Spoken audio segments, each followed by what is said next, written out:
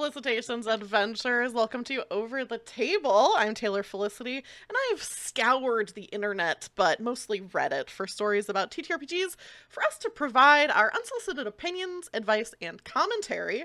Today I'm here with Blair and Taylor, and the theme for this episode is players versus DMs. So these stories are all going to be stories about, players saying, hey, my DM did this and I don't like it. DM saying, hey, my players are doing this and I don't like it.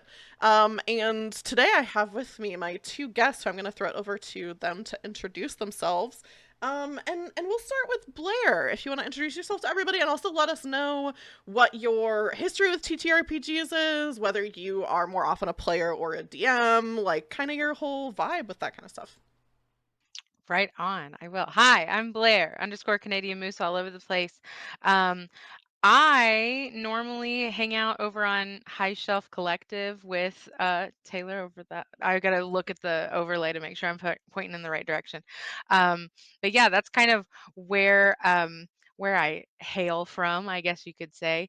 Um, I started playing TTRPGs because of Taylor, actually. I think Taylor's responsible for that.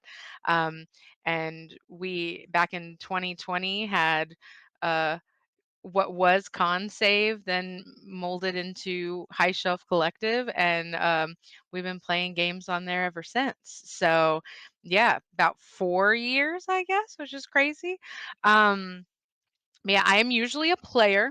I try to GM every now and then, but I do not have the confidence for it. I don't think I try sometimes. If I do, it's usually some like lasers and feelings hack, which is for anybody who is not a GM and wants to kind of dive in, but on like a simpler uh, plane. That is lasers and feelings or any of those hacks is a really good one.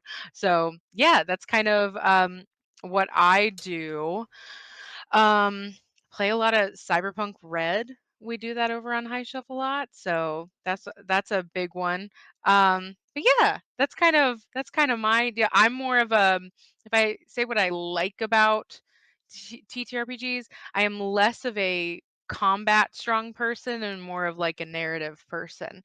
Mm-hmm. So if somebody is like just tell me all the stuff that your character does and then we'll roll later. I'm like, oh, great, perfect, let's do it. So yeah, Cool. that's me. Cool. Taylor, what about you? Yeah. Hi, I'm Taylor at Potato on the internet. There's underscores in some places there's not. I don't know. The internet's a weird place. My branding's ruined. Like Blair said, you can find me mostly over on High Shelf Collective. Running a lot of things over there. But as far as like TTRPGs in general, yeah, I started in like 2012, 13, sometime in Mm-hmm. college, playing Pathfinder 1E. In between our breaks at the news station that I worked at, we would play at the interview set between the 6 p.m. and the 11 p.m. news every That's so Friday. cool. We can go get pizza and just sit at the interview set and play Pathfinder. Um, so yeah, that was kind of where it like all started and kicked off there. Started as a player, and then moved to D&D when we moved to another town and had a GM who ran D&D, and then that turned into me GMing like a 4-year long D&D campaign, and that was like the only tabletopping I did for a while because I don't know if y'all know this about me. I'm a little extra, so I put a lot of work into the campaign. I couldn't do anything else. Which then, when Whispers of Cyberpunk Red and then Cyberpunk 2077 coming, I was like, yes, this is my shit. Because I'm gonna be honest, I don't really care about fantasy. Not my vibe as much. Mm-hmm. I like sci-fi, like cyberpunky stuff. So yeah, I started with Cyberpunk Red. Now get paid sometimes to shill for it in Witcher. So hey, everybody, play Cyberpunk Red and Witcher RPG, so I could be paid to go to cons and run it for you. And then now at this point, like run everything under the sun, play everything under the sun as well. Like currently playing Lancer, so I am like I don't know how Blair said like she's like more narrative combat. I feel like I'm in the middle. I'm like I like both if it calls for it. Like I get very annoyed in like useless combat, but when it's something Mhm. that's very tactical and I feel like my choices matter, then I enjoy it, which is why I think I like Lancer compared to like Mm, D&D combat bores me and I feel like half the time it's pointless and useless and I hate it. yeah. Or like narrative games that also have combat doesn't make sense to me. So like I like sitting there in the middle and going like back and forth between like if it makes sense and it matters, I'm there. And then I guess like really the only campaign or thing that I'm running right now is in the Blades system, Forge in the Dark, doing Girl by Midnight. Bloom and Blight, baby. Listen to it, review, listen to your podcast. So Very I'm all cool. over the place. That is all TTRPGs, and that's only my physicals. My Google Drive is full, I feel and I that, pay yeah. for 200 gigs. Yeah. I have like a handful of physical games since I run pretty much every game online. It's so much easier for me to Hmm. have PDFs, Yeah. but I have Yep. Or then I have to buy them hundreds and both. hundreds of Like PDF. I Yeah. like grabbed this at the game store because I was like, this is hilarious. Then I also had to buy the PDF because if I'm gonna run it with my friends online, Right. Easier. I impulse buy games too. It's Can bad. you run that? Can I be in it? Because it's cute. Yes, I'm already working on it. It's hilarious. Yes. I'm so excited.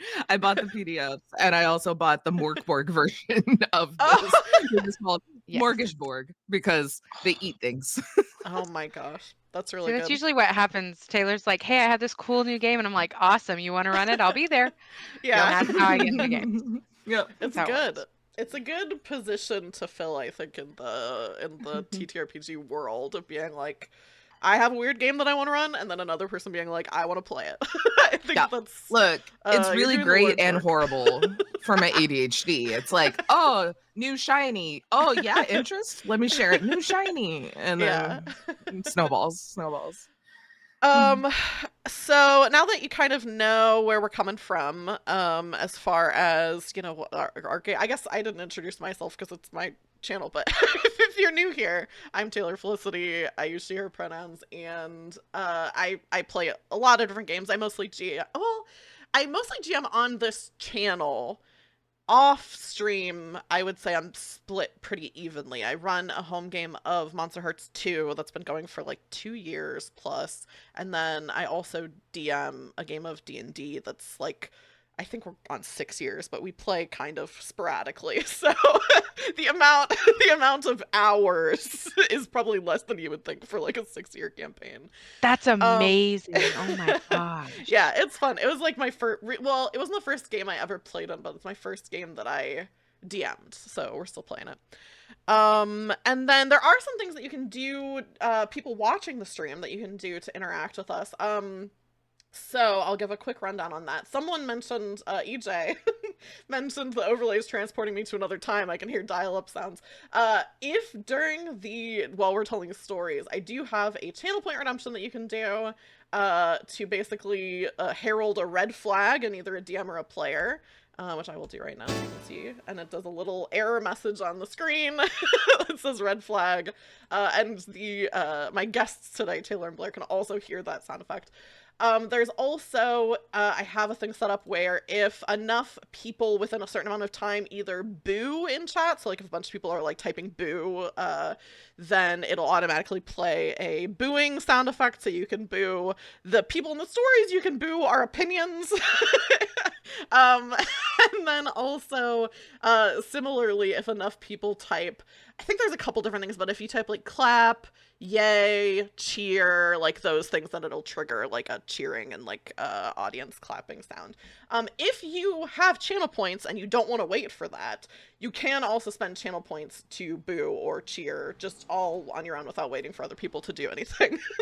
So those are the main things you can do during the stream to interact.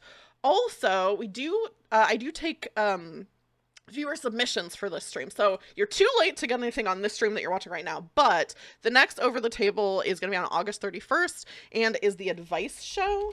So if you have advice, if you're like, oh, I'm in this situation with TTRPGs, I'm looking for some advice, you can either email rollforfelicity@gmail.com, or I do also have a Google form that you can fill out. You can also send in, like, if you see something on Reddit that's like, you would be like, oh, this would be interesting to see what they think about it. You can also do that. That's all of that stuff. out of the way. So I'm just going to start reading these stories. Um, so this first one is from r/DM Academy. There's a content note for this one. It does mention dismemberment, although it doesn't go into great depth. So heads up for that. And it immediately becomes apparent why, because the title for this one is Players Keep Cutting Hands Off. Whenever my players capture and tie up a spellcaster, they immediately cut off their hands. I want the enemy spellcaster to have some option to escape if they do manage to get out of ropes somehow, but it feels like that avenue is completely blocked if their hands are always cut off. I also don't want to ignore my players' attempt at preventative action. Can you still use somatic components without hands? Is there a workaround here that doesn't feel like I'm taking away player agency, but also doesn't feel like cutting off limbs is always step one? Wow. So they're obviously playing D&D here. It's in DM Academy, which I think is specifically D&D. And then also they're mentioning somatic components. So, yeah, what do we first thoughts, opinions? I feel like I'm in the I'm like that I was about to say, I was like, am I wrong? Because I've never thought of doing that. Like, that's never come to my mind to be like, oh, well, cut off his hands, you know? Yeah. Huh. Yeah, I mean, God, it's been so long since I've like actually played D&D that my brain is finally starting to like get rid of some of those rules that have taken up so big of a section of my brain. But spell focuses, they only replace physical components, or do they also replace verbal somatic components? I think only physical components. I think only like if like you can either have a component patch or a spellcasting focus. So I don't think it replaces physical or verbal. I mean, I guess like get your spellcaster stocked with a lot of verbal components, and then just or verbal spells, and as soon as that like they're trying to question them, boom, I don't know. Darkness, that's probably also like moving. Or, you know, look, you're a GM, and like I do not condone railroading. I think it's silly and people should have their way, but also don't ruin your big bad in your story because your players have a taste for hands. Let them teleport away before they get got. Just like they're out of spell slots, too bad. They have an item that teleports them. Like, just don't let them catch them. It's not that hard. You're a game master. You can do whatever the fuck you want at the end of the day. Like, have them but don't do it in a way that feels shitty. Before they're at 0 HP. Yeah. Or literally give them an item that's like a ripcord of like, gotta save my hands, I'm outie, you know. That's what I was gonna say. Like, be like, oh, joke's on you. All of these baddies are from the same cult that work in a factory that makes the super glue that they can glue their hands back on. That's and not what I thought you were gonna say. Make them like some sort of what are the Yanti? Are those the lizard people? But they're like specifically axolotl. So they'll like grow them back. Grows back. Or salamanders. Yeah. They'll grow their hands back. It'll be like a Deadpool 2 where they'll have like a little tiny hand for a little bit before it finally like comes to Or oh my gosh. Okay, this is how you know I've been watching way too much Olympics. Have y'all seen with the like synchronized swimmers how they keep down their hair? It's like this funky gelatin. Like gelatin. Yeah. Everybody has that on their wrist and you can't cut through it. Sorry. You just you can't. And or like pull like what's was it Men in Tights that made the silly like chastity belt joke where she had the like metal one, but they have metal like bracers, so you literally can't get to a wrist. So it's like they're losing a finger at most. Yeah. It's like, you know, you can still, it's fine. I think the thing that I think is interesting about this is obviously I think it's funny that players are like, we're cutting their hands off, because that's just so like brute force. Like I feel like that's borderline all you have to do is just tie them together. Like that's enough. They can't do the spell anymore. And I thought I was a paranoid player, but no, this group, whoa. Gotta cut their hands. I think this gets at something that a lot of I do feel like this is more specifically a D&D problem, because D&D is so specific about rules and things like that, where players will be like, this thing worked once, so we're going to do it every single time.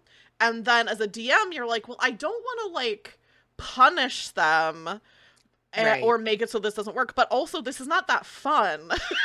Like every Yeah. single time you get That's into the thing. combat, It's like they're it's a doing the same balance. thing. It's It's a not that fun for balance. And if them. it like becomes unfun for you who's running the game, is just as valid as it being unfun for the people playing the game. Because Yeah. like Right. you're still a part of this, you know?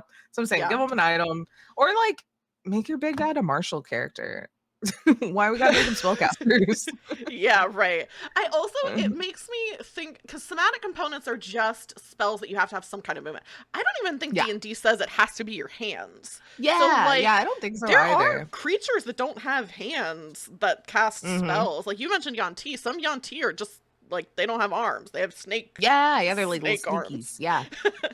So Yeah. I also think that's fair to be like, so Blair, earlier when you said they were all going to be a part of some like some group that could secretly lay their hands back on, what I thought you were going to say was they could all be the part of the same group, so news spreads about like they're cutting people's hands off, and so then it's like people are introducing countermeasures Learning of, like, how if to you do, yeah. Right. see these people. Oh, that's so good. That's a Get way to make away. the world breathe. You know, like Yeah. we've heard stories of this crazy group of murder hobos stealing hands. We got to Yeah. protect ourselves. But like, also, what if you make the big bad spellcaster like Samantha from Bewitched, and she just does a little nose wiggle? Oh yeah, yeah. What are you gonna do? Chop off her nose? Chop Maybe. nose, Probably, like, probably. nose immediately Maybe it's a comes little off. wink, a little wiggle, you know? Yeah. I'm gonna Like you Eldritch just do it by Blast like the flirting. nose. They're just like, hey guy. It's all it's all facial, like speaking Yeah. with a face. I think, yeah, this is kind of a blessing in disguise for this GM. Now you just get to go off the rails completely and come up with the craziest thing you can do to stop them, you know? Yeah. And if they're like, what are you doing? It's like, well, you keep cutting off my hands. So like, what do you want me You to could do? also wait, hold on.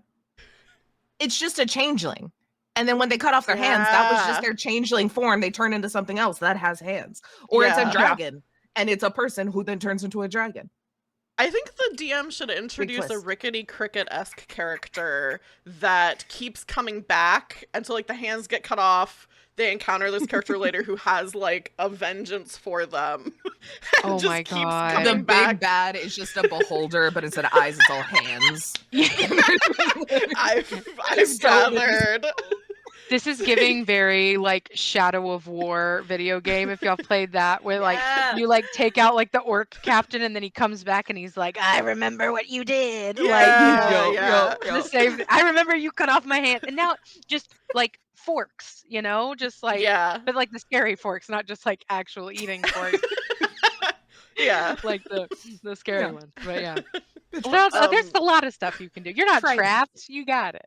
Yeah, Yeah. you've got a lot of stuff. I also, EJ in chat said, I'm just over here like, hey guys, are we really gonna do torture today? I'm kind of not feeling torture today. Enforce the Geneva Conventions in your games. Yeah. Which I You think, just communicate. Yeah. Just be like, guys, come on. Guys, next yeah, time that's they also go a into a valid thing. It's like, town. please stop. This is not fun for me anymore. You can also solve this out of character. yeah. Just be like, guys, please. Guys, thank you. please stop cutting their hands off. Please stop cutting their hands Also, off. M. Rachelson, if that's how you say your username, thanks so much for the follow. Appreciate it. So I'm thinking for this one, since it's players versus DMs, we'll side at the end. Are we siding with the players on this one? Or are we siding with Oh, the yeah. DM on this Oh, one? love So it. who do we think Oh. is who are we siding with? I appreciate the players' creativity and the commitment to a bit. Because that's what it is inevitably. Yeah. They cut off one hand and they're like, haha, let's keep doing it. Because I know I've played a monk that collected fingers just for funsies, not for mechanical reasons. So Yeah. like you commit to the bit sometimes, you know? Mhm. Yeah. But yeah, don't ruin the game for the game. Right. Let the big bad be scary and have fun, like too, you know? Like Yeah. if it's gonna be the same old trick that you're pulling out of a hat to win the end of the game, that's not satisfying for anybody. Yeah. So I'm on Game Master's side here. Like either talk to them out of character and be like, guys, please, for the love of God, let the bit die. Or make up a holder with all hands. I don't fucking Yeah. know. Those are your two options. Whatever you want to do. Yep. I agree. I'm on the same boat. Like, take it as a chance to get wild and crazy with it. Mhm. Um, if you have to beg out a character just to like, please, guys, come on, like, then that's what you got to do. Um, just be like, if y'all cut off one more hand, the campaign's over. Yeah, No more. I'm at the end of my But rope. yeah, Feet, yeah, I don't Oh, care. Take their feet, but hands. M. yeah. Just Rachelson switch. said a behand holder, which is very Love good. it. Oh, Love TM, TM, it. he just gives TM. a lot of good hugs, you know? Yeah, He's not the bad guy. good high fives.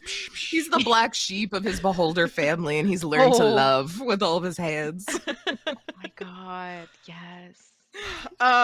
Okay. So yeah, I'm also siding with the DM on this one. I think the DM needs to lay down the law for these players. And not every encounter can end with dismemberment. The next story is a little bit of a longer one. This is from r/RPG horror stories. This one is the other story that I have today that I think merits a content warning. There is a succubus mentioned in this story as like kind of a big bad. And then one of the kind of the disagreement about this story revolves around a player wanting to use mind control to force someone to drown themselves is kind of what the story is around. So anybody watching, if those are things that are like triggering to you or you don't want to hear about, mute the tab for a little bit. Go hang out and do something else. This story is titled Player Goes Rules Lawyer, I Snapped. Am I the Asshole? So, this happened somewhat recently as of typing this post. I'm a new DM running my first campaign. The player we will call Rules Lawyer for the story is an experienced DM and has claimed to have ran many games for many years. There are two other players, but Bard is the only relevant one for this story. Might have a lot of mechanics mentioned, as this is a Rules Lawyer problem, or maybe I am the problem. The main antagonists of my campaign are 7 demon lords based around the 7 deadly sins, reflected by their personalities and monster sheets. They had fought them multiple times and are very aware of what they can do. There are certain conditions that must be met for the demon lords to be killed permanently. The party had perma-killed 2 so far, with rules lawyers being the one to figure out how to meet those conditions.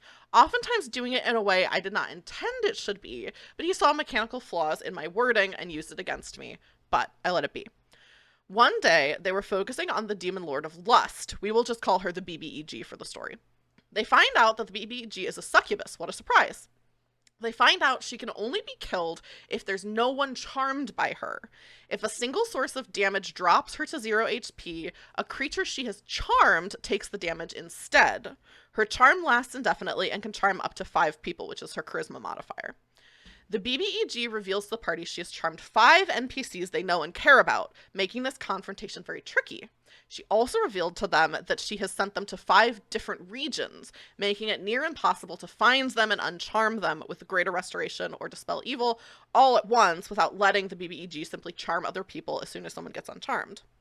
The bard jokingly attempts to charm the BBEG, saying that she will outlust lust, to which I revealed the embodiment of lust is immune to charm, which the bard responded, well, that's to be expected. I end the session on a cliffhanger. The rules lawyer claims he figured it out, and that we will all be blown away by his plan on how lust will be killed without harming the people she has charmed. All week, he keeps hyping up his master plan, claiming that the DM did not think this through. Finally comes next session. The rules lawyer is super hyped and all, excuse me, saying that he is always the one to figure it out. His plan, dominate person.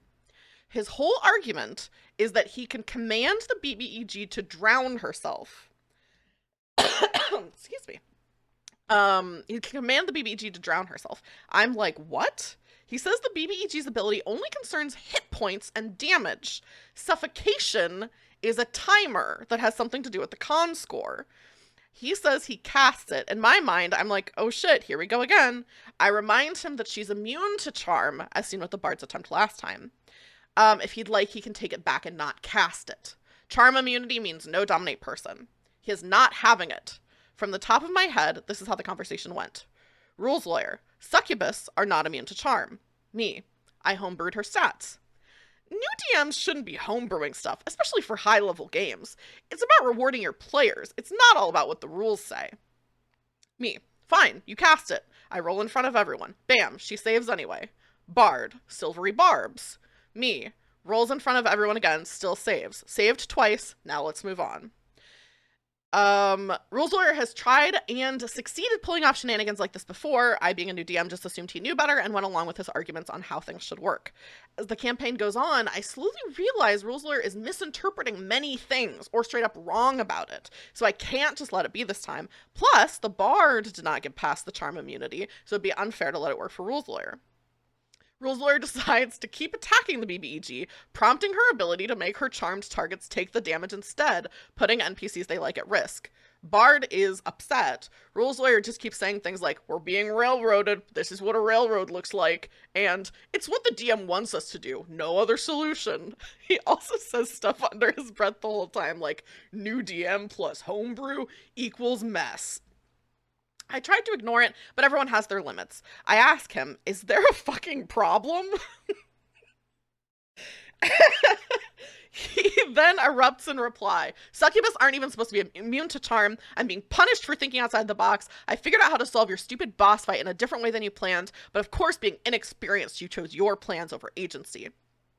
Now, my response probably wasn't the best, but I was pissed. I'm the fucking DM. What I say goes. And I say, session ends and you're booted. He stormed out after he throws a bunch of insults at me in my game. It hurt, honestly. The following few days, he tried to start his own campaign and recruit my remaining 2 players. None of them joined. The fact that none of them joined and continued to play in mine put a smile to my face. So, am I the asshole? Are we both assholes? I know for sure I did not handle the situation very well. So kind of a long one because there's a lot of rule stuff, but gross. Well, actually, Oh yeah. metagamer, and I know succubus stats because I looked them up because, well, actually, I want to win D&D. Fuck you, dude. Like, yeah. So what if, like, at their base they're a succubus? If it's a homebrew demon lord, you think they're gonna go by regular, like, Joe Schmo character succubus that you can kill as like a level 3 like character? Like, yeah, succubus base are not. I don't think they're very high challenge. I don't know off the top of my head, but they can't be much higher than like 5, I would think. Right? I don't think so much. Like, a party can be able to handle 1. Like, you think that's what you're dealing with in the first place? So, 1, if we're taking out him being just an absolute ass and condescending and know-it-all and like being rude about this guy's campaign, at its source, he's metagaming, and that is wrong in this situation as well. Of like, you don't look up the stats. Like, do I know goblins can like die with a harsh look? Yes. If I'm like having to hit one 18 times, I'm not going to be like, oh, that's not how goblins go. I'll be like, wow, this is a new goblin. You know, like, yeah. Fuck off, dude.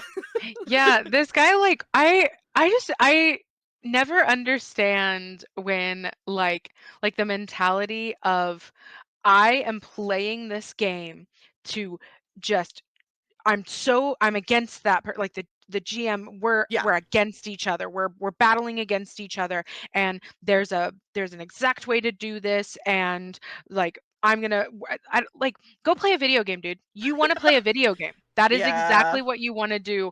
Why are you even trying to do this? And then to like basically pout and be like, well, there's no way to do it because I didn't do it. Like, fuck off. What? I'm being railroaded. Mwah, mwah, mwah, mwah, mwah. And that reaction too of then to just badmouth being a like to the GM, like badmouth, like, oh, it's a new GM.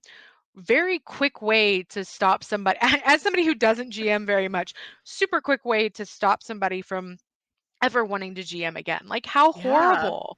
Oh, I hate that. That guy's an asshole. Such an asshole. Like, asshole. Not OP. The player. Yeah, the player. Ethan's got a good point too. Again, I've forgotten a lot of rules, but pretty sure you need dominate monster anyway, like not dominate person, because they are not They are Not a a monster stat. person. Yeah. Yeah. That is one of the things. So for some of these, I kind of look through the Reddit comments to see what people are saying. And comments Mm-hmm. pointed out the dominate person specifically wouldn't work for even a regular succubus because they're fiends. So it's like, Mm-hmm. is this person a rules lawyer? Because they don't seem to really know the rules. They just kind of are like, He acts well, like a rules lawyer, so the unexperienced GM will go along with it. right. Right. Yeah. Which is like, I think scummy to do. Like Oh, very much. you would know that dominate person doesn't work on a fiend. If you're like, oh, succubus don't have immunity to charm, it's like you know Yeah. that it's not gonna work on a fiend. Yeah. Oh. Um so I have like a couple little like discussion things too. First of all, what do we think about this homebrew boss? Like, what do we think this is like? If you were a player in a game like this, where it's like, oh, this boss has these different people charmed, and like you can't directly hurt them because it'll hurt your like friends. Is this something That's where you would badass. feel? Yeah. Yeah. Yeah, Yeah, the that whole like time like setting it up and all the different demon lords. You got to get them. There's certain condition. You see them over and over again. I'm like, oh, those are like good villain. Like it feels like an anime. It's Yeah. like we have to get stronger and beat the conditions and figure it out and beat like it's a puzzle. Not because that goes back to what I was saying before. I don't like pointless fights. Now we've Yeah. like had to prepare. We have to know. We have a goal. There's other things, not just hit, dead. Yay. Yeah, the Yeah. whole time I was like hearing this, I was like, somebody's watched Full Metal Alchemist. Like that's what it very much Mhm. feels like it. Which Yeah. I mean, hell yeah, that's I think that's really cool. And also like it sounds like this is, it's very much the only thing that's I would say, which it isn't, but that you could kind of like label as railroady is it's just the GM saying, "Hey, combat might not be the answer," Yeah. Like, Yeah. and that's not even Right. railroady. It's just kind of like you can't like I mean, I guess you can. You could just, you Just be know, like, all my you could just friends kill her die. and then yeah, like all your yeah, Yeah. you could if you wanted to. Call in the team who wants to cut off hands. They Yeah. would do it. I'll go get all the hands. So, Yeah. They'd be down. But yeah, it just sounds like a very like think outside the box. Like with the bard being like, I want to outlust lust. Like maybe you can do that without a spell. Have you which Yeah. is tried Yeah. really talking fucking to cool them? idea. Yeah. Yeah. Yeah. Yeah. So I think that there's like that's what I feel like is the most annoying for that person to be like, well, my one idea didn't work, so there's no other thing to do. Like, no, get creative, dude. Like, try to Yeah. think of something else. One thing didn't work, That's try again. yeah, Yeah. that's very much like gives the vibe of that like very old brand of D&D player where they just want the war game and they want Yeah. the like very picture perfect this is the path, not like where this GM was very clearly like building a story and beating these complications, like get creative, let's like go through this. Yeah, like well, maybe we could RP, maybe we can now this is the whole next story arc is traveling across the world to get your four friends back together and try and like do that. But no, it's like hmm nope, this was the battle with the demon lord and we couldn't do it. So I'm railroaded because I wanted to have my war game right now and we didn't do it. And I didn't Yeah. win D&D. And then the line of you like I deserve to be rewarded, like or something like that. Like you should Mm, reward your players for. I'm like, again, go play a not when video you're a game. brat. Yeah, not when you're a brat, no. But go play a video game, get a little achievement. Like that's what you want. You want a hmm video game. You don't want to Yeah. play a collaborative storytelling game with your friends. Like, are these people even your friends? Like, how did you get Right? involved? Like, I want to know some of Read the them like that. lore of this group. Yeah. Yeah. Apparently not, because the problem player invited the other people to a different campaign and they were like, no, thank you. They're like Oh, out. what a win. What a win Yeah. for this like GM that's like none of them went over there. Okay. Yeah. I know. Like Yeah. yeah. Also, I don't again rules. So question. I know like command and stuff, you can't make them do anything that would harm them. Does dominate person work Yeah. the same way? Like would it break once they start like taking damage That is a essentially good or like being question. harmed? I'm just gonna look up the rule for dominate person. The other Yeah. thing that I think I looked this up before and now I don't remember, but I think when you are drowning or suffocating, you do eventually take damage. I think it's after like you have a certain number of rounds, but you still take damage. Like you have like a certain number of rounds that you can hold your Yeah. breath, and then you start taking damage Yeah, at yeah, points. So I yeah. don't even think that aspect of it makes sense. You Right? don't just die. It's not like, okay, you hold your breath for 2 minutes It's and a then die. timer. Yeah, like he's right. There is a timer of how long you can live, and then you start taking that damage. Click, click, Yeah, click. yeah. So all these poor people are going to be Um, just like drowning in other parts of the world. Like that's rude as hell. yeah, Yeah. Oh that's God. pretty messed up. Right? That also Uh, like just the whole point of like holding it kind of like, oh, I know how to do this. You guys will find out during our next session. He, and like yeah, that kind of stuff. I'm like, are you not even telling your party? Like, you're not even trying to work together with your team. Not Like you, collaborative to him. oh, yeah. not at all. Like, just wanted to be the one on the pedestal, being like, exactly, I won D&D. Blah blah blah. Like, oh, I as another, if I was another player in that game, that would be a quick like, I gotta go. Like I don't know if I wanna play with this group anymore, and 'cause, Yeah. yeah, it doesn't sound super fun to me. Yeah. Dominate person, you can, I think, because it's a 5th level spell where I think the ones that like command is like 2nd level or something like that. It doesn't say anything about not being able to cause a target to harm themselves, but it does have every time the target takes damage, it makes a new wisdom saving throw against the spell. So I really just don't think this is a very good plan because Yeah. let me look up. Drowning's a slow death. That's a lot of Yeah. saves. Yeah. I'm gonna look up drowning rules 5e. Well, this is not okay. That's if you're underwater. A creature may hold its breath for a number of minutes equal to 1 plus its Constitution modifier. Um, does it say if you take damage after that? Oh my god. Da, da, da. When a creature runs out, oh, I guess you don't take damage. When a creature runs out of breath, it can survive for a number of rounds equal to its Constitution modifier, minimum 1 round. At the start of its next turn, it drops to 0 hit points and is dying. Okay. So it doesn't, but I would say dropping to 0 hit points is taking damage. Like, what Yeah, else you just would lost all Mm, that your hit be? points. You lost however many Yeah. hit points that is. yeah. Um, Congrats, so guy. yeah. You just took them all out in one swipe instead Yeah. of, you know, Also, that's so God. many. I feel like that's so many rounds of combat to just be watching someone. Like you're just like commanding someone to. That's very dark. I don't think I Oh, would. I think very. as a DM, I would be like, oh, this is like kind of evil to do. I don't know how Yeah. much I'm Yeah. comfortable I Yeah. am with this. Matt, I think the only homebrew ability was like it was a homebrew character stat, but it was Yes. just they're immune to charm.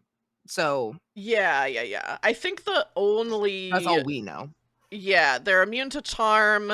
They have this charm ability that if they would be reduced to 0 hit points, one of the charmed people takes it instead, or it's like split amongst them. So yeah, I would rule if I was the DM, I would be like, okay, when the BBEG gets to 0 hit points from you drowning her, that Yeah. goes to And these she probably has a people. shit ton of health. And these are probably like if they're Yeah, yeah. NPCs, they're most likely like commoners or Yeah, like like not at high 10 level. hit points. Yeah. They're just all Like dead. cool. Yeah. Oh, Yeah. Yeah, and like Yeah. Mike said, that's a lot of lines and veils action there too, which this well actually guy probably also doesn't believe in lines and veils, but Yeah. that's an assumption, but he gives the vibe. Yeah. yeah. Also, like, oh, it was there. I had something. I had a sentence. It was there. Hold on. Hold on. Um, the way that the DM handled it, like, I don't, me personally, I don't think it was that asshole-ish. Like, this guy I don't has think so either. literally been bad mouthing you at your table for the whole game, and it's not the first time he's Yeah. been this rules lawyery Yeah. to just kind of be like, "Hey, this is the final straw. I am the DM. What I say goes in this instance. Hmm. Like, you've been And he extremely gave in rude." and he tried it. He rolled the saves. Yeah. Like that should have Exactly. been the end of it. Like he gave in and was like, fine, which I wouldn't have even done that much, but Mm. there's no reason this guy should have being a dick to him. Right. Yeah. And then to just be like, "You're gone. Like, you're not a part of my table anymore." I don't think that's assholish at all. Like, Mm-mm. that sounds like boundaries. That sounds pretty healthy. Good Yeah. job. Good, you did it. Especially Like, because it mentions that at least the bard did not like that the other player was doing this, that it's like, oh yeah, these NPCs that we care about are dying. So like, if you're a DM, I don't think DMs should be solely responsible for all of the kind of interpersonal conflict for a party. I think that's a lot to expect of like a friend, but at the very least, a DM generally is trying to make sure their table is having fun. And if For there's one sure. person at your table who's making it so that everyone else isn't having fun, totally within your rights to say like, hey, get out of my game. Yeah, Like, I none of us are agree. having fun because of you. Yeah. That's totally fair, I Ugh. think. Totally, totally. So are we are we siding with the DM on this one, or the Totally player might have a player. Let's point. go. Team player. You know, someone's got to stand up for these, you know, new GMs and their lackadaisical rules. Yeah. Like, No, yeah, fuck that guy. yeah. Team Didn't GM. it didn't even seem like the GM was even, because I feel like there's sometimes that you hear about, like, you know, maybe a GM's like really connected to like a character, doesn't want them to Mhm. die, and so kind of, Yeah. oh loophole. Like, it doesn't even sound like they were No, it doing seems like that. they had the No. info. They knew what Yeah, they Yeah. needed to do to beat her, and he yeah, was just like, nope, do it a yeah. He different way. gave them all the clues. Right. Yeah. And they were like, Yeah. okay. She monologued to them and told them the Yeah. stakes. Like, Yeah. Classic evil Which villain. the yeah. DM could have been way worse and not revealed that mechanic until that. Like, Right. imagine that story where Like the where first NPC's dead, and you're like, that was your fault, yeah, dude. which would, I Oh, Like, think that would be wow. cool, if all the yeah, players are yeah, on board with something like that. But like, this DM was like yeah. so nice and was like, here's all the information. Right. Oh, And go even team said, GM. like, you can take back that charm spell because you already know charm doesn't work on her, which I think is also a generous Yeah. DM thing. So to some Yeah. DMs are like, no, you cast it and it doesn't work. Yeah. So Like I told yeah, you, too bad. yeah. Come play with us, buddy. We'll If you're have a watching great this, time over here. Yeah. if you're watching this, I'll come play play that with game. us. I want to play your anime-inspired Yeah. TTRPG game here. Put me in, coach. It sounds Hell yeah. cool. It sounds very creative. I will also outlast Lust, though, but like we're just right off into the sunset together, and I can change her. I can change her. No You're spells welcome. required. No spells required. Take my hands. It'll be fine. D&D now, Thirsty Sword Lesbians? What? Mhm. Change? We all know that game. Yeah. Hey. Okay, I think we have time for one more story and then we'll take a break. So this one is not as long. This is from r/D&D. The title is It Feels Like Our DM Constantly Baits and Switches Us. Not nearly the first time something like this has happened, but here is a recent example. Our level 8 party, a cleric, sorcerer, warlock, and fighter, have been preparing to fight a BBEG. We talked to a sphinx, we talked to some gods, we talked to some scholars, and we talked to some powerful sorcerers to gather information on the BBEG to understand what weaknesses he had and how we might be able to approach the fight. We finally finished preparing and went to take him on. We fought our way past his minions and finally get to him and get off a few attacks before the BBEG pulls out a lair action and basically one-shots our fighter. The session ended and we're planning to pick up next week. It was only then, after we were already engaged with the BBEG, that our DM tells us that the BBEG is a Rakshasha, which I don't know if I'm saying that right, and spells under 6th level do not affect him at all. Our max spell level right now is 4th level. None of the NPCs, gods, or any other info we gathered on this guy said he was immune to most spells, and now we have 2 spellcasters taking on a BBEG that can't be harmed by spells. I was so surprised I couldn't really put together my thoughts enough to vocalize how upsetting this was, but I've been feeling more and more irritated ever since. Am I wrong to feel like this is bad DMing? Update. I spoke with our DM and he said it was hinted by the scholars that the BBEG might be resistant to some magic, to which my response was, that's not nearly the same as telling us he's straight up immune to any magic we can cast. In any event, he isn't changing it, so we'll either have to hope to do enough melee damage or run away. Disappointed to say the least. Oh my God. No, that's awful. This situation could work if the lair also had things that they could use to amplify Yeah. their spells or do other damage. Like maybe in this lair, there's quite literally a like magnifying glass that will amplify whatever you Yeah, spell yeah, to like yeah. level 6 to like the minimum, or there's like spell cannons as part of their defenses that you take up. Like if you Yeah. give your players other things and then it's like, oh, it's an interesting puzzle, because like I've definitely like played in a game where it's like, oh, this whole town like magic's illegal and we're a bunch of spellcasters, we're like, oh shit, but there were ways we could still get around it or things we could Yeah. use. It doesn't read like that is what's happening here if their only option is just to melee them as like a wizard. That sucks. Yeah. Like, Yeah. The you wizard gotta will quite give literally hurt themselves to punch them, you know? it's like no, Yeah. you have to especially when the like the GM is playing the world, you have to Mhm. make it a little bit, like on the same level, right? There could be an instance where um players maybe don't do all the research and they hear about this thing and they're like, "Oh, let's go fighting." And then you realize Yeah. that you're in an area that's much higher level than you are. But this does not, like, the fact that they went to so many NPCs, They talked to different NPCs, so many gods, like they powerful. right, Yeah. like gods and scholars didn't know this information and couldn't have told you. Like Oh, but it that was implied he's resistant to some magic. no. One, don't ever imply anything to your players. Like, yes, it feels nice to be like, oh, here's a little hint. They're not going to get it. They're never going to get it. They're not in your brain. They don't physically see anything. They're Yeah. not going to connect the dots that you have put into your head because you have other stuff, you know? Yeah. Like, Right. so don't imply, but also resistant to some magic. Not the same.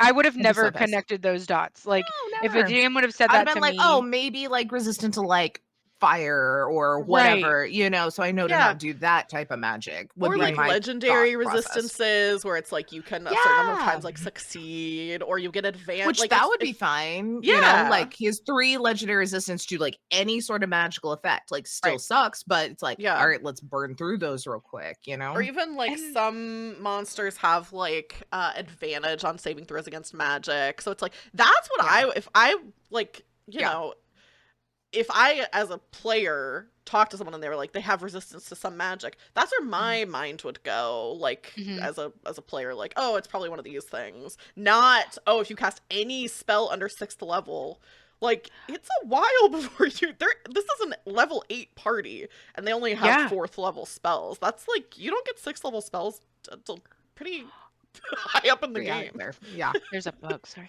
That's like I didn't want to be like over to the right hand. No, there was a net. I Like thought that was just like a little stim or something that was just like Just so aggravated. yeah. This Ah! guy. But like that is so crazy to be like. I feel like I could just picture this GM just being like, they're not high enough level for this. They don't know what they're going into. Like, ugh. It just sounds like it's kind of like the guy from the last one, but mhm. reverse of like, Yeah. quit. You're not on. Like you're technically kind of on opposite sides, but you're also not. Like it's not a battle. You don't have. I mean, it is a battle, but it's not like a In like. real life, it's not a battle. Right. Like Yeah, it you shouldn't want to be a tell a gotcha story. after your players have done so much work and invested so much into your story. Yeah. And then Right. you have a gotcha that literally ruins the entire thing. Oh Like, yeah. And rude. they went to so many people, right? They went Yeah. to so many people to get all this information. And like what if some of these players like they're really connected to their characters and now they entered this place that they probably wouldn't have gone to if they knew this and Mhm. there's a possibility that there might be a TPK, like I would be like that just I would be pretty defeated like before the battle even started, Yeah. honestly. Like Mhm. Yeah. that sucks. I really strongly think as a GM, even if you're a good GM and you're using safety tools and you're doing all this different stuff, you can still have an idea that you think is a good idea and your players genuinely are upset with and don't like. And I think Yeah. at that point, if a player comes to you and says, like, I'm not just frustrated by this, like, my character isn't just, like, I genuinely am not having fun and don't like that you did this. I think if a player Yeah. comes to you and says that, you can't be like, well, it's already what's happened. Like, it's a story and it's a Yeah. game. Yeah. It's all fake. It's all made up. You can Yeah. change things. You can say, like, oh, you know what? From my perspective, I thought this would be a fun challenge. You guys aren't having fun. I'm going to add XYZ. Or I'm going to have, let's like retcon that the fighter got taken out. Like, let's change some things around so that this is fun for everybody. Because, like, Yeah. To it's a one shot a game. fighter with a lair action too is insane. Yeah. Yeah. Oh my So gosh. even the like physical damage output coming out is way Yeah. stronger than it needs to be. A fighter should Yeah. not be going down in one round to a lair action of all things specifically. Like Right. Yeah. lair actions are just Yeah. there to fuck with you a little bit, make it harder, Yeah. Yeah. Like, give you And Or it's already an like skills like to impossible scope battle. focus. Like, why are Yeah. those even there? or like Yeah. somehow like in this situation, like where they're at now, okay, you revealed the gotcha, whatever. Make something where there's like an exit door, right? Like, and Yes. it doesn't have to literally be an exit door, but like some out where the players are like, okay, we now realize, like, it's a little late, but we now realize we are not leveled up enough for this. Yeah. Can we somehow get out and come back to this later? Because it very much Yeah. sounds like all the stone doors came down and you're now trapped in this and you Stuck. can't Right. get out. Like Yeah. that, oh, like that just, yeah, that doesn't sound fun. It sounds very like is that your goal? Do you just want to like kill all your teams all the time? Like no one past level 8 ever. Yeah. Ever. I'm tired of this campaign. And Yeah. I think Yeah. even if the idea was for the DM, like, this is intentionally an unwinnable fight and it's like you're not actually gonna die, like, someone in chat said, now you're forcibly recruited to work for the Rakshasa until you can turn on them, which, like, that's a fine plot hook. I personally am not super into like unwinnable fights as a story thing in D&D because Yeah. the game pushes you to combat, so there's not really mechanically a good way to retreat from fights or to like understand like, oh, okay, we're gonna lose this and still feel like comfortable with things. But if this is an unwinnable fight and one of the players comes to you and says, I'm really unhappy with this, I think then you can kind of break the the kayfabe a little bit and Yeah. say like, hey, this is my plan for this. Like, your characters aren't gonna die, but like, this is a fun next thing. Does that make you feel better? Like, what can we do to like make this fun for you? I think I think that's fine. Yeah. Because that That's takes a fine to lot of say. balls. That Yeah. takes a lot of balls for a player to like go to the GM and be like, "Hey, look, Yeah. I know that you have worked really hard on this, but like I'm feeling this way." That is scary because you don't Yeah. you don't want to like you might not think that you have any grounds to do that and you don't want to ruin their fun and stuff like Yeah. that. But if they have, I totally agree. If they've got to that point where they're coming to talk to you, it is now your job to meet them where they're at and try to find some middle ground or Yeah. like work in some way that you can, yeah, return back to being fun for everyone because that's the reason why we play these It's games a game. is it's Mhm. exactly to all have fun together for sure. Yeah, I think that kind of reminds me if I saw this clip, I think I retweeted it, but it's a clip from Adventuring Academy, and Brennan Lee Mulligan says something like, when someone, which this isn't exactly the same thing, but it's similar enough, when someone expresses a boundary to you, they are showing that they're invested in the relationship, and that's a kindness. Like, it's a kindness to go to Mhm. someone and say, hey, I'm not having fun. Hey, this really upset me. Can you not do this thing anymore? Like, because Yeah. people can just fuck off. Like, the player could have just Mhm. said, like, hey, and lied and been like, oh, I'm busy on Thursday nights now, so I can't play anymore. Or sat through the fight, but then, like, making plans for, like, okay, I'm just gonna, like, quit this campaign. But, like, I think Yeah. you're right, Blair, that, like, the fact that they went to the DM and said, like, hey, this upset me. And even they said, like, when the DM told them the BFG can't be harmed by spells, they were so surprised they couldn't put together their thoughts enough to vocalize how upset they were. Which I'm like, Yeah. that's pretty upset.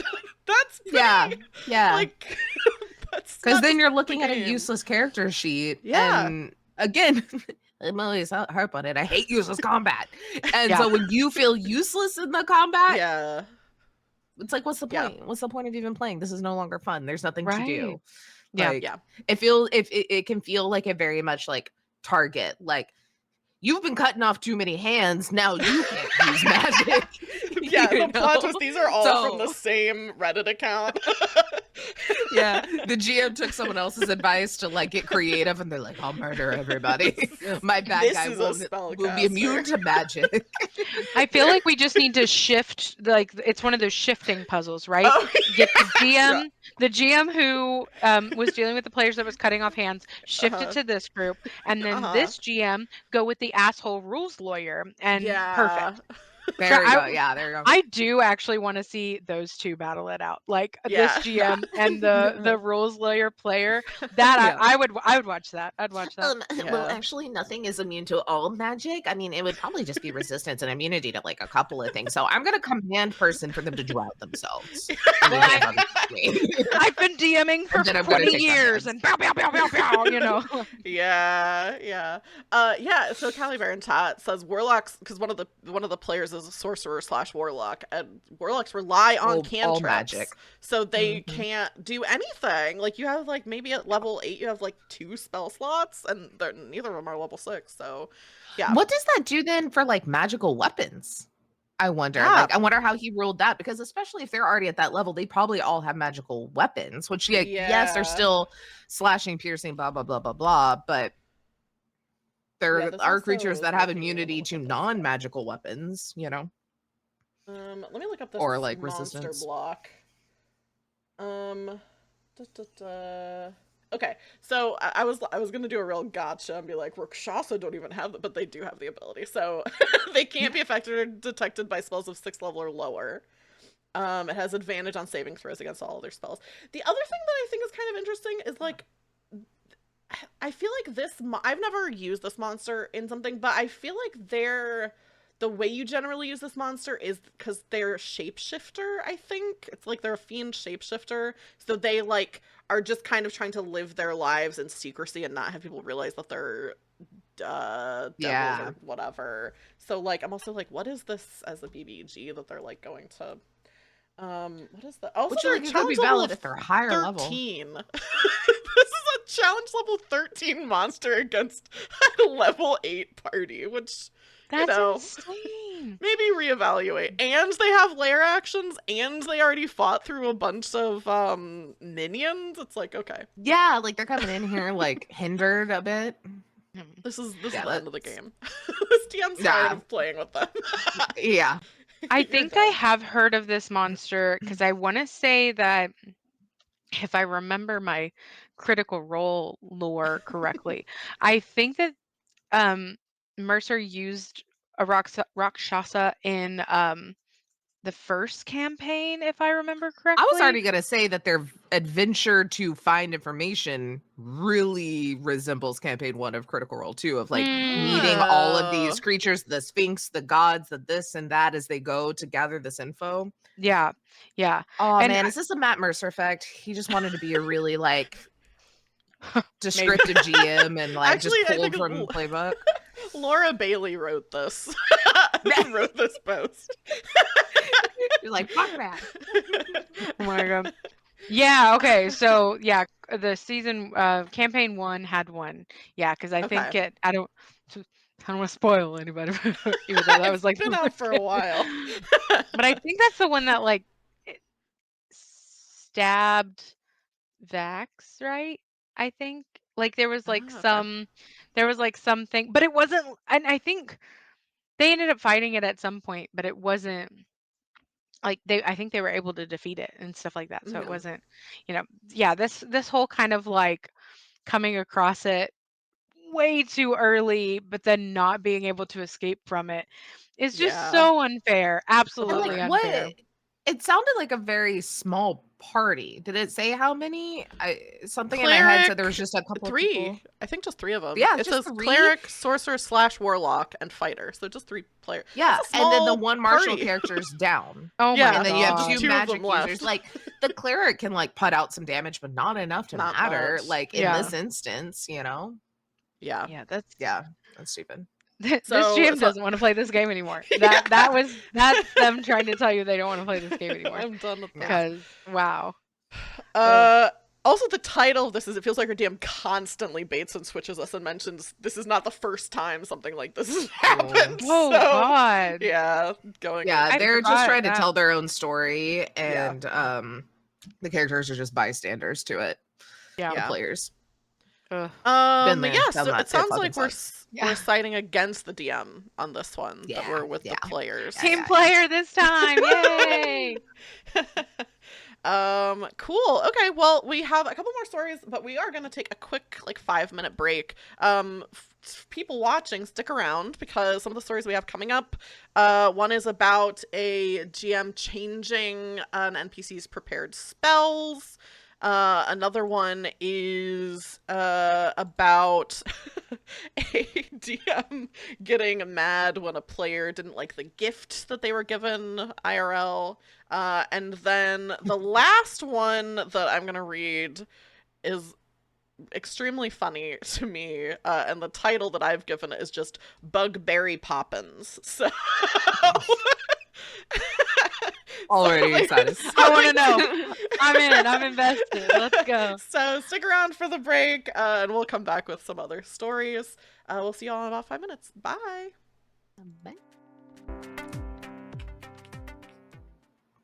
Hello, everybody. We're back for the second half of Over the Table Players versus DMs, and I'm gonna just get right back into it with our next story.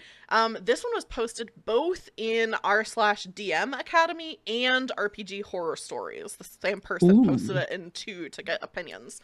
The title for this one is I changed an NPC's prepared spells and my players felt it was unfair.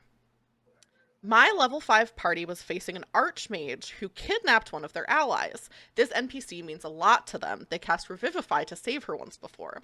This enemy was supposed to use her to blackmail the party into revealing secret information, and with clever role-playing, they could get the archmage to drop clues on this NPC's whereabouts. I allow my table to strategize out of character, and they wanted to fight him. I warned them repeatedly they're seriously outmatched and strongly recommend they don't. They snuck up on him and used silence and grapple. On his turn, he cast Psychic Scream and TPK'd the party. Later, one player sent me a post mentioning that when DMs change NPC spells, it alters their challenge rating, turning a deadly fight into an impossible one. He said silence and grapple was a clever strategy that should have led to them winning. Was my DM style adversarial? And there's a couple updates to this. I'll just do the updates now, so that we have like all the info, because I don't think it's like game changing. So update 1, I spoke with the player who was frustrated because in session 0 he asked if there were any variant rules we'd be using, and to him NPCs changing prepared spells is a variant rule, and then in parentheses it says it's not, it says you can do this in the monster manual. He admits that he knows out of character the Archmage can easily be killed with the silence combo, which is why he pressed to attack the Archmage. My Archmage had nonverbal spells because I saw one of my characters had silence. I made this decision before the session, not during their strategizing when they said they were about to use it. This decision was metagamey on my part, so I feel mistakes were made on both sides. Update 2, the party was looking forward to pulling a victory out of the jaws of death. The metagamer says there's no way the Archmage should know what spells we have, and says I cheated. He's now left the group and blocked us. I spoke with the rest of my group. I'm going to dissolve the game and take a break from DMing. So this ended the campaign. This Jesus. Wow. Not only ended the Jesus. campaign, ended this friendship. GM. Yeah. Yeah. Wow. Wow. Okay. So they're mad because they had a spell, again, metagaming, I'm assuming, because otherwise Yes. this guy wouldn't have known what spells were stock for this character. Yes. But mad because they used a different spell. Yes. But this is still a spell, I'm going to assume, available. Yeah, it's To a the wizard spell, Archmage. so it would still be available in the spell list to an Archmage. Yes. That's super fucking valid. Like, Yeah. and like, yeah, you know, when he's saying like, oh, it's metagaming on my part to like cast it because I knew they had, or to stock because they said, no, that's just good GMing. You need to challenge your players. And so sometimes when you see a spell specifically that you want them to like work around, especially Going back to the hands, they cut their hands off a lot. You'll learn how to get around that on your big bad. If that's what's Yeah. happening right now, like that's fine. And again, it's just like it is a spell and a spell slot. And if you get past it, like he gave them all of the warning that this was a super high level. They're not going to Yeah. survive if they deal with them anyway, and they still took the chance. What if that silence would have failed? What if the grapple would have Yeah. failed? What if, there are other things? It's not instantaneous. They're going to win. Like they should have Yeah. known there's Silence more is to it. It's also D&D. Nothing takes yeah. one round to finish unless it's way overpowered. Yeah. D&D I takes mean 80 rounds to do one thing. yeah. It's also like this is what the grapple is for, but silence is an area of effect spell. So like if the grapple fails, or if something like happens, or if this archmage counterspells your silence spell, which also seems pretty baseline that they would do, like Yeah. then you are fucked. So maybe if your DM says you might not want to fight these people, I don't think you should be probably surprised if listen. you get TPK. I was just gonna say the same thing. Like, yeah, especially if the GM is like, don't do this. Don't, please, please don't. No, Yeah. don't. Like, listen to Like, that. I am Don't, telling you, it's gonna be bad. You're not gonna be happy. No, don't right. do it anyway. Yeah. Especially since, like, they gave them, like, this was all prepped before their planning session, and let them plan out of character. Let them, like, meta sit here and talk about stuff, which, like, I also allow my tables, but I know a lot of GMs that are like, no, only in character, and so it's like, that wasn't even a factor, though. They were able to talk freely, look at each other's character sheets, look at stats, look at all of this, talk about all these things, and still went through with the thing that the GM is like, you're not ready for this, don't. Yeah. That's not on the players, or that's not on the GM, that's on the players. Yeah. Yeah. Yeah. It's the fact that the GM had it already like prepped before everything. I feel like that's kind of like, to me, that's kind of a conversation stopper, Like Yeah. if the GM is like, I am it's not like I heard you guys planning and was like, oh, switch here, switch there. Like I didn't do that. I already had it prepped and I warned you and you still came at this character like that's what happens, Like Yeah. the answer's not Like, all run in guns a-blazing, yeah, like, I would be pissed if it was like, the big bad was like a bard and he took a wizard spell from the spell list he shouldn't have been able to get, and then like that sucks. But if it's still like a spell that's valid, I'm just gonna trust the GM that in the monster manual, because I've never fucking even opened the monster manual or the player's handbook or any of those games. I started GMing just ripping shit off YouTube. Like, I'm gonna assume that that's what's in there. Like, that's also super valid. Just like highlight, here it is. Like, what do you want me to do, my guy? Yeah, it's not a variant rule. I am like 99% sure that it says in the monster, especially because they're prepared spells. So any kind of prepared spell, the spellcaster can change. Like wizards can swap out what spells they have. Like that's a part of the game that anyone has access to if they have prepared. And it wasn't spells. like it was in the middle of the fight. He had it beforehand. It follows the preparing a spell rules. Like, I think this guy also is just mad he didn't win D&D.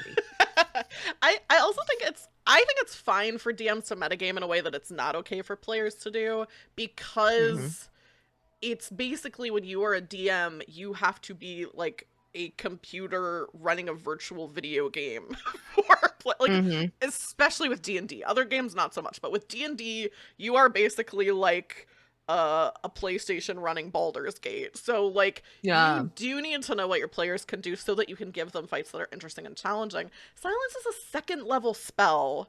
This archmage has kidnapped one of their allies and knows things about them. It doesn't really seem that strange and has access to me. 9th level spells.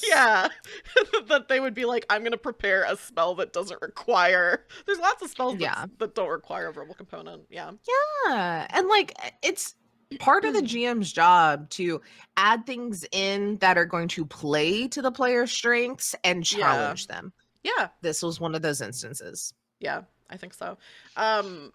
M. Rachelson in chat said, the scenario all feels justified, but also my response to the underpowered group as a 9th level spell feels not great, which I can totally see that. I feel like the only way that it seems like there were a lot of hurt feelings involved with this scenario, like with the DM and with the players. It seems like it went very wrong.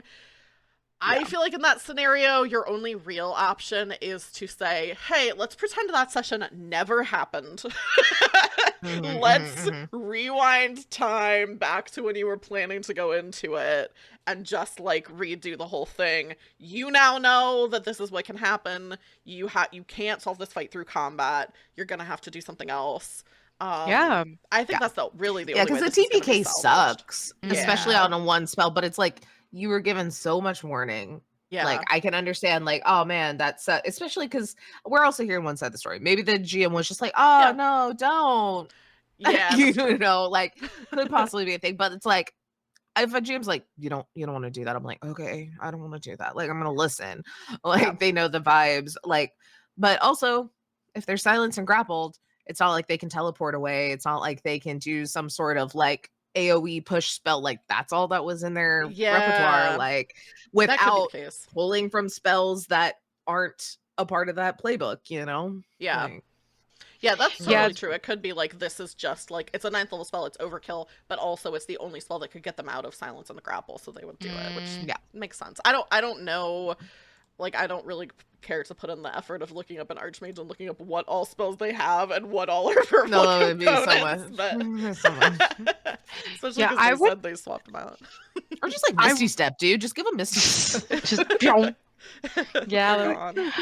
I would be really interested to, yeah, hear from the like everybody, like get everybody's perspective of how Hmm. that conversation went after the game. Because Mhm. Yeah. Taylor, like you were saying, yeah, kind of like retcon. I've been in a game that's happened before. Like Yeah. we had a session where it didn't go like we thought it like it just the there was a GM players disconnect and we Hmm. all sat down like adults and we had a conversation about it and like we were like okay how can we if like sometimes the answer is to have a mutual like okay well I guess like the style of GMing to the style of play is just not going to work. And you can do that without blocking people, But we had a conversation of, okay, we want to move forward. How do we move forward and changing it? And what we ended up doing was changing systems, and Hmm. doing something to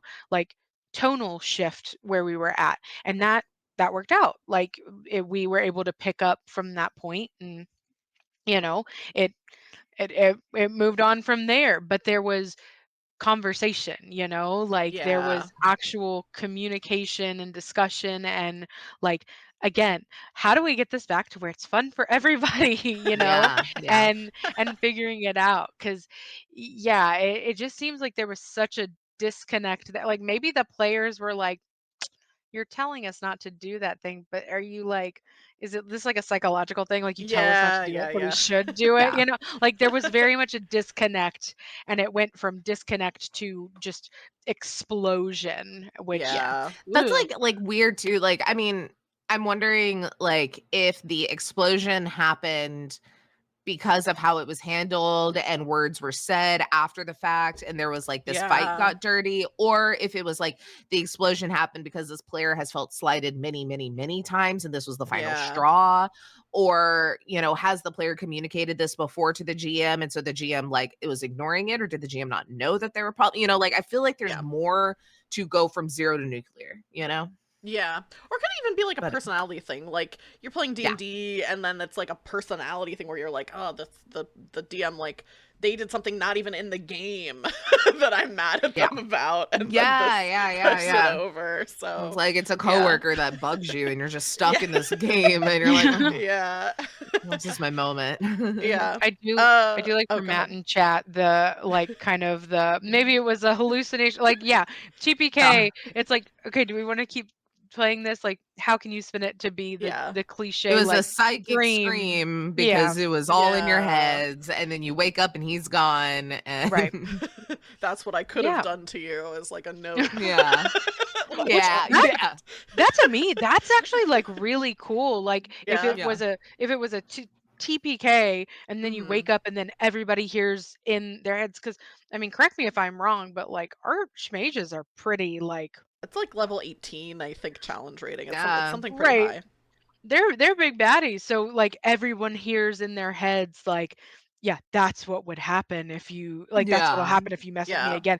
That's scary! That Yeah, Yeah. that yeah. that like, and that's a really cool way to, like, spin it. Like, me as a player, I'd be like, "So we're not Okay. ready for that guy. Let's not do that again. Yeah. Like, Yeah. let's go back to the tavern and drink and think what we do next," you know? Talk to some Like other people. Yeah. right. I It's a think Yeah. there's level 12 interesting challenge ways. rating. Correction. I think I Oh, said totally. 18. I was trying They're to look. I'm 18th. like, where the fuck does it say the challenge rating? Yeah, they're 18th level Oh, there it is. spellcaster, but it's a 12th level challenge rating. So yeah, pretty Yeah. tough for I think a level 5 group is what this said. So Yeah. sounds Which like is we're still siding insane. with the DM, although with the caveat that there's a lot of information we don't know. Yeah. Like if the communication was had in a way that they should have known better, I'm on their side. Yeah. Agreed. Okay, this next There could have story. been. I just had another thought. Because I used an archmage in the 4-year-long campaign that I ran that Blair was in, and he had an avatar that went around looking like him, and he was in a cave somewhere Oh. else. Yeah. Could have Too done bad. that. Anyway. Go Too on. bad this game has exploded.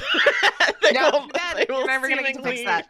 Never, Yeah, I had an never play archmage that was together again. fucking with him from like level 3, but it was just Ooh. avatars, not him. So it wasn't like you were ever dealing with this big guy until the final battle, and then it was a big final battle. Yeah, that's a cool way to do it. This next story is from r/D&D, and the title is "I've banned a player from liking chickens." Yes, it's as ridiculous as it sounds. One player, who has also been my best friend since we were 11. We're 32 now. We grew up in the late 90s and early 2000s, and Ed, and Eddie was a big part of that. For some reason, he really resonated with Ed and his love for chickens. Almost every character he's made loves chickens in some capacity. He made a ranger one time, and I allowed him a pet chicken because he wanted to harvest the eggs and use them as a food source. Other times, it's been a quest to save chickens or otherwise try to amass an army of them. While my fiance and I were shopping last week, we found a chicken squishmallow, Todd. My fiance thought it would be fun to buy for my friend, and I agreed. We had him and another player over to play some Magic, and we presented him with the chicken, thinking he'd at least find it entertaining. He did not. We told him we thought he liked chickens because he makes it the focus of so many of his characters. He said, "That's just my characters. I don't actually care that much about them." When, when it came time to leave, he also forgot to take Todd. My fiance and I were very upset. If this is a feature you work into every character, it's definitely part of yourself too. He's about to join my Storm King's Thunder campaign as a latecomer. 2 members of the original party dropped out, and he was debating between 2 motives for his character. He said he had a silly one and a more serious one. 1, I'm trying to rescue my giant chicken from a giant. 2, I'm a hired hand for an elven noble looking to investigate the giants. I replied to him, "I'm placing a ban on you from having pre-existing fondness for chickens for any of your characters."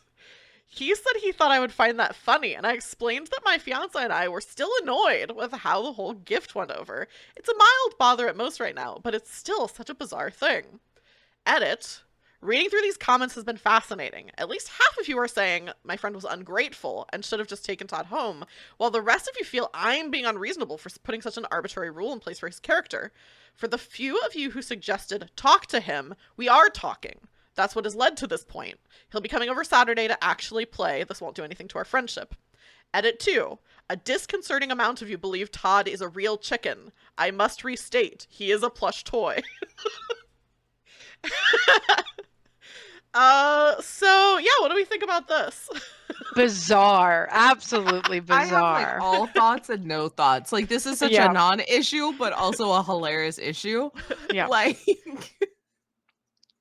like one, you cannot expect to just someone to. I'm on both sides of like, oh, someone gives you a gift, like thank you, an avocado, thanks. You know, like take the chicken home. But also you can't expect, especially like a solid, like a object, a thing, like someone's gonna want it or care or have as much involvement in you. But also then just like adding to the chicken story stuff, like even if he doesn't care about chickens, it's like, oh, haha, the 11 years of friendship of playing games about chickens, and you remember. I don't understand why the player was like, I don't give a fuck about chickens. It's like, okay, but your D&D game gives a fuck about chickens, and therefore Right. it's a nod to the amount of times we've played with chickens. Right. That's so weird. I'm on the same boat of like there's a little weirdness from both sides, I feel like. But Yeah. the big weird that I see is, yeah, why are you like if if you're so opposed to chickens in real life, why do you include so many chickens? Like, pick if that's the case, pick something that you actually like. So maybe like I don't know. Like I feel like I I've just don't got understand why he's offended by being given a squishmallow chicken. right. Like, Yeah, even if you don't care about chickens, it's been a part of your life for 11 fucking years, dude. right. Right. I Yeah. I feel like if like because I've got a few gifts from party members like from like games that we're a part of, and Mhm. that is like oh my god, like, I Yeah. always and I'm not trying to, like, toot my own horn or anything, but it Yeah. literally, like, makes me feel so good inside because 'cause I'm like, "Wow, you remembered this thing about my Yeah, yeah, character," yeah. and it's Yeah. this, like, connecting point and stuff like that. Even if, like, I think, for example, like, I had a friend give me a D20 from a character because they saw that D20 and it reminded them of my character with like elements in Mhm. it. The the D20 is purple. I could have been like, well, purple's not my favorite color, so but Yeah. no, I didn't do that because that would be stupid. And instead, I appreciate the gift because there's thought behind it. Like, also, it's a it's a squishmallow, y'all. Like, it is a little like it's not like they were like, I hope okay, it was one of those like 10-foot large Giant ones. squishmallows. Yeah. right. And so then it's a whole nother level. It's like, Yeah. oh, an I inside would joke's not worth this. like I would see the opposition if the DM's like, guess what we got you? An appointment to get a tattoo of a chicken. Like that Yeah. that would be a Here little are bit too actual much. live chickens. Yeah, We got right. you a whole chicken, like all these chickens in a chicken coop. Yeah. Congratulations. Like that would be a little too Have much. fun chicken farming in your apartment. Right. But it's like Yeah. it's a fucking squishmallow. Like that's crazy. Um I d- also like for like an interesting choice for that to be the through line of all your characters. Yeah, Like, you're playing the right? characters. Right. So, Right. Yes. You chose the chicken life. Accept I don't it. care about That chickens. was chicken I life. I don't care dissociate, about and my chickens. characters all are obsessed with chickens. I just go into a fugue state, and then this is what happens. Oh my god, And yeah. to like suggest another character concept involving a giant chicken Yes. this is insane. Oh my god. Now I just picture this player that's literally like, all right, we're ready to play the game. I am chicken lord. Like literally just shuts off and It's a comes back. different person. Yeah. Like what? And then yeah, he's like, oh, that's not me. That's Chicken Lord That's McGee, you know? that's my Like character. oh, how crazy.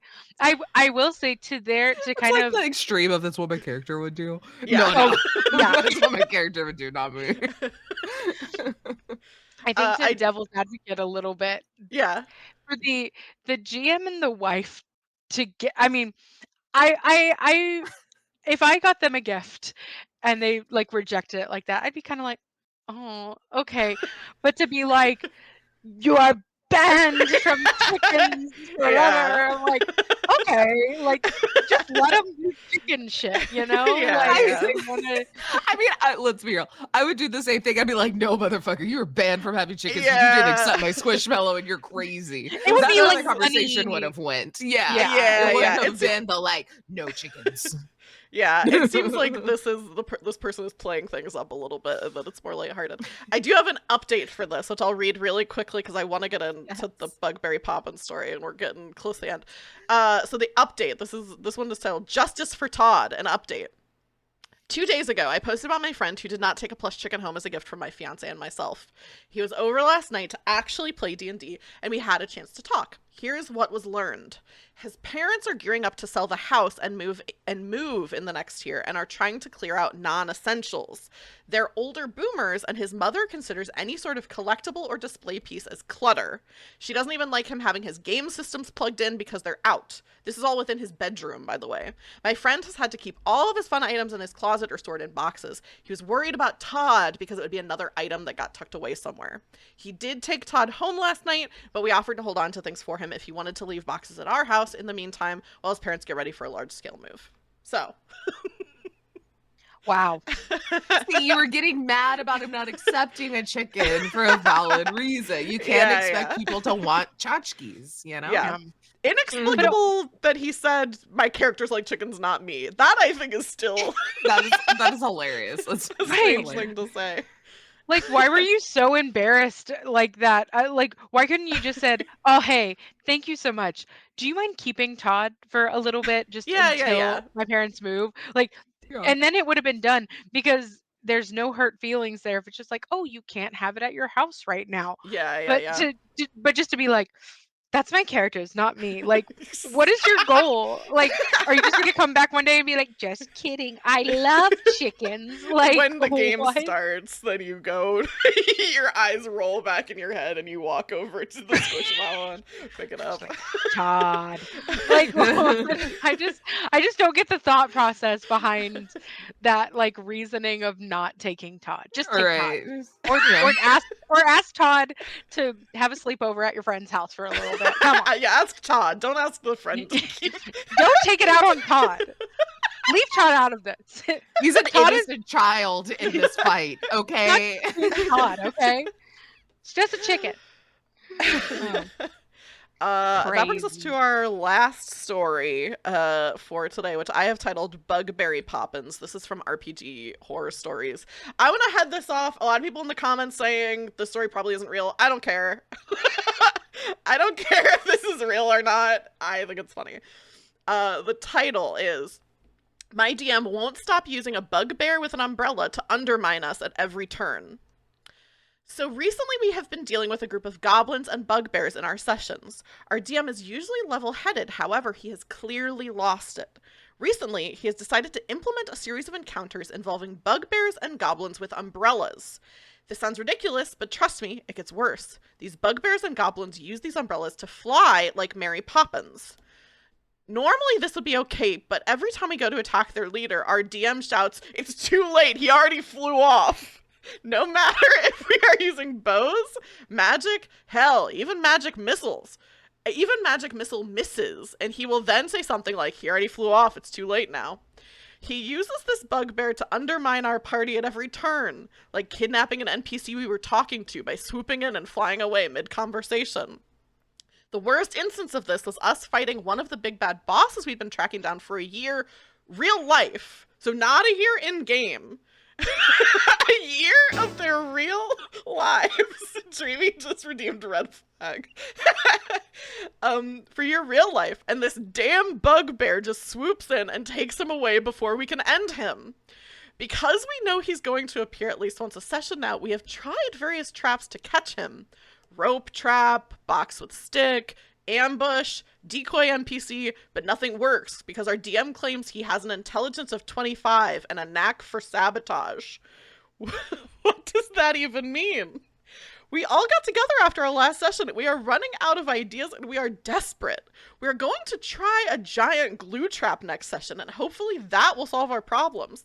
He's been doing this for the past 2 months and we are all at our wits' end. When we bring up to him how ridiculous and impossible to deal with this is, he just says, well, I can think of many ways you could stop him, and then just brushes us off. Recently, he hasn't even just been kidnapping NPCs, but is also swooping in and stealing our rations and magic items. The game is nigh unplayable at this point, and there's nothing we can do. There's 2 edits to this. The first edit, in case some of you were curious, tonight we had a session again and attempted the glue trap plan. It worked At first, he got caught in the glue trap, and we were about to finally finish him off when the unthinkable happened. A dragon we hired to kill him that we shot down in an earlier session apparently got bribed by him and freed him moments before we could finish him. He cackled as he flew off on his umbrella again, taunting us all. One of our players just got up and silently left, and you know what he said? Well, his loss, I guess. Also, we are not going to ditch our DM. He's normally very chill, aside from this one bugbear. And then the second edit. We came together for a whole week, meeting every day, as often as we could, to create a musical that we believed that the bugbear would be forced to participate in. It started when he showed up again this last session, and we immediately broke into song by heart. We memorized the script while simultaneously fighting him. Needless to say, it worked flawlessly, and it seems like our DM is finally returning to his past self again. Still have no idea what got over him. Wow. Yeah. Yeah. Very nice. Yeah. This guy, the chicken guy, they just go to a different plane of existence when they get at the game table. They're like, I am this bugbear. This is so fucking funny to me. Like, I truly don't care if it's real or not. The person writing this, I just... every step of the way. The DM saying the bugbear has an intelligence of 25 and a knack for sabotage. Look, So I fucking think this funny. character is hilarious. I would love for this to pop up in my game all the time. If it didn't have mechanical benefits like taking away the guy you're trying to fight. Like, Right. like if Taking he away your just magic showed up items. and like stole some rations or dropped off little tchotchkes at your camp and like was just a general like trickster, that Yeah. would be fucking hilarious. Very fun. Mhm. Yeah. Love it. It feels But to it also made the me players very creative. They wrote a musical. that They wrote a is musical? They tried so I many think traps. I think they beat the big bad, which is the Bugbearry The bug- Poppins, and they Yeah. did it with the musical in the Power Yeah. of Friendship. props to them because that is hilarious. What a like comeback.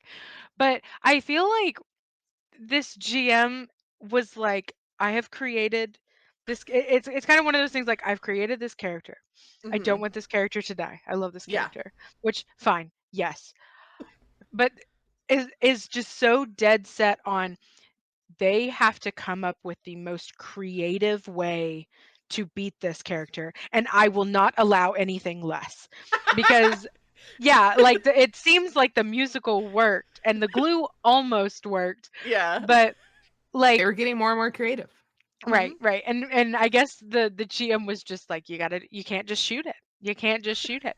I thought at first there was gonna be some just like Bugbear Mary Poppins hate. Like we hate this guy. Like what the Oh. fuck is this? Like I thought that's where it was gonna be, because I was gonna be like, have you heard of what is it? Like the bozos in Cyberpunk Red, that it's like all a crew. It's like a crew of just clowns, like criminal clowns that just do all this like And they're twisted. yeah, they're terrifying. They're absolutely terrifying to come up against. Also, sorry, content warning clowns for anybody that doesn't like clowns. But like they just do hijinks, like all the time, and it gets like it's very like, why are these here? Why are these here? So I thought it was gonna be like that. But yeah, that's like again, maybe like a conversation if it's getting too out of hand, but I'm Yeah. glad that it kind of like it was a happy ending of Mhm. you hit the creative ceiling and you did it. Um Mhm. Wild, absolutely wild though, to get to that point of a musical. Holy cow.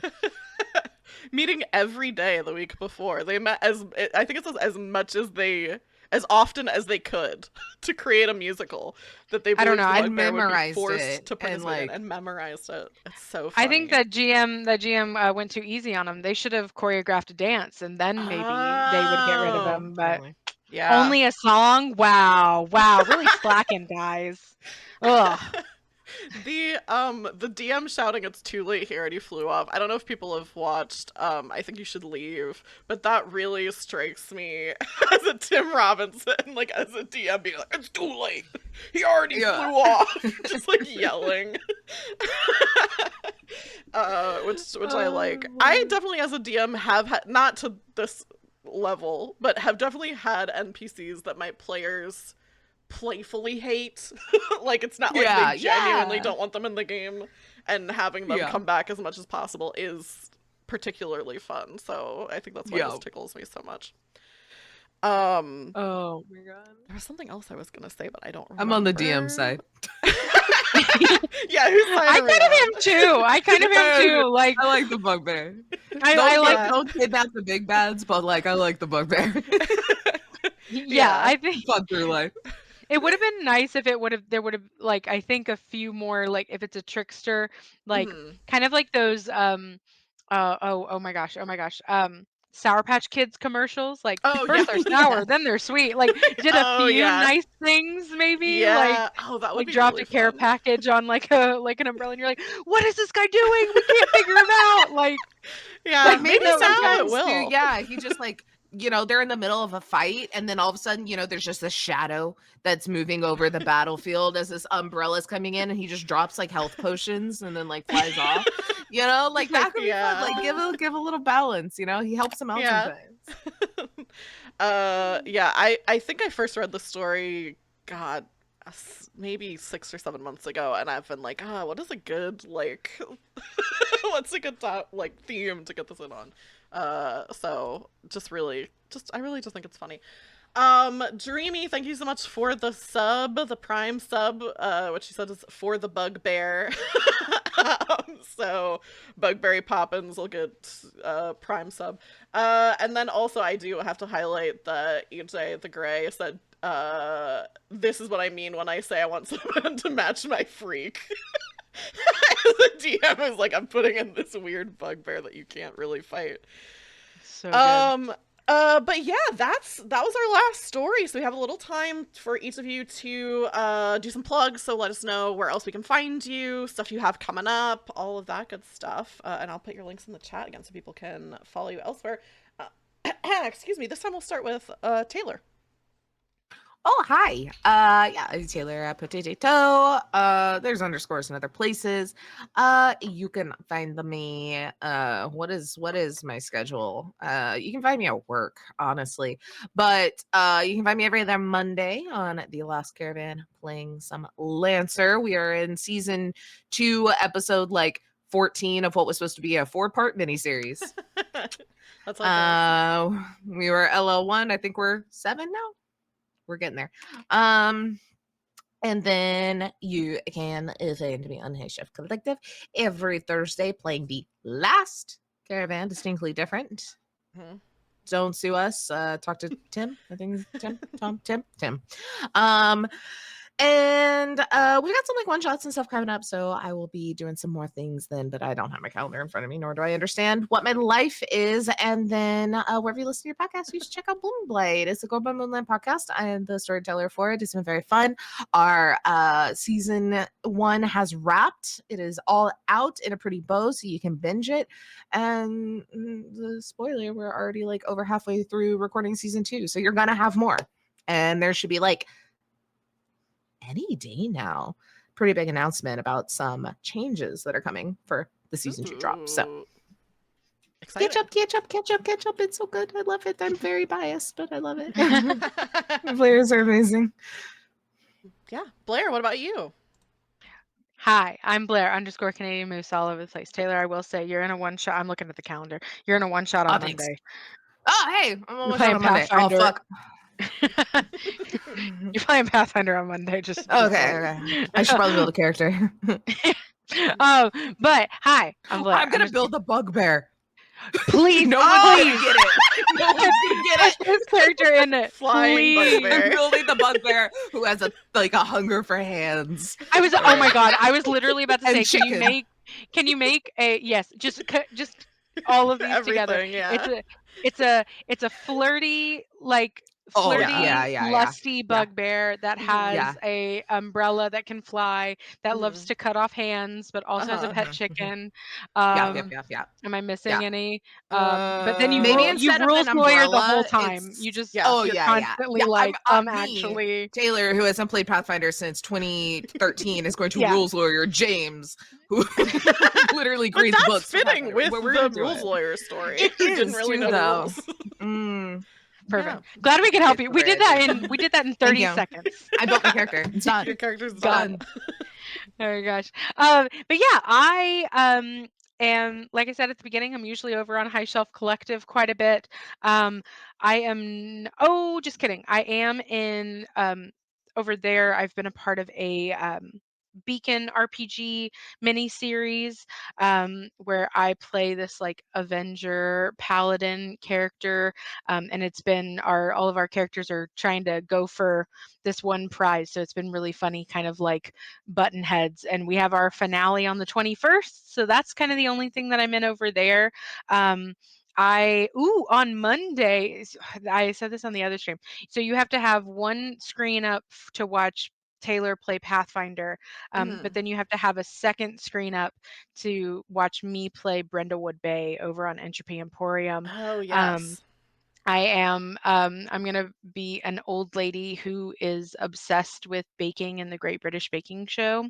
Um, but can also, I think the move I picked was like the MacGyver one, so I can just Ooh. MacGyver shit, which will be really fun. So that's kind of all that I'm in. Oh, sorry, I forgot. I'm also, it's because we're skipping a few weeks. Over on Last Caravan, I am in the Nova campaign, which there's some timey-wimey shit happening there. And yeah, I think was my character in jail, or a few of us were in jail because there was like some mind swipes, and they didn't know who we were at the end of the last one. I think that's kind of where we were. So a lot of kooky shit happening over there too. But yeah, that's kind of what I'm in. But definitely go check out High Shelf Collective. Like Taylor said, there's a bunch of one shots going down there, so I want to hype those up, and new series and stuff like that. But yeah, thank you so much for having me. This has been a blasty Yeah. blast. Thank you both so much for being here. I'll really quick say, my next stream, I've been streaming Monday afternoons and Friday afternoons, streaming The Witcher 3. I am still kind of recovering from COVID, so I'm hoping to do that, but I might not if my voice is, not that good.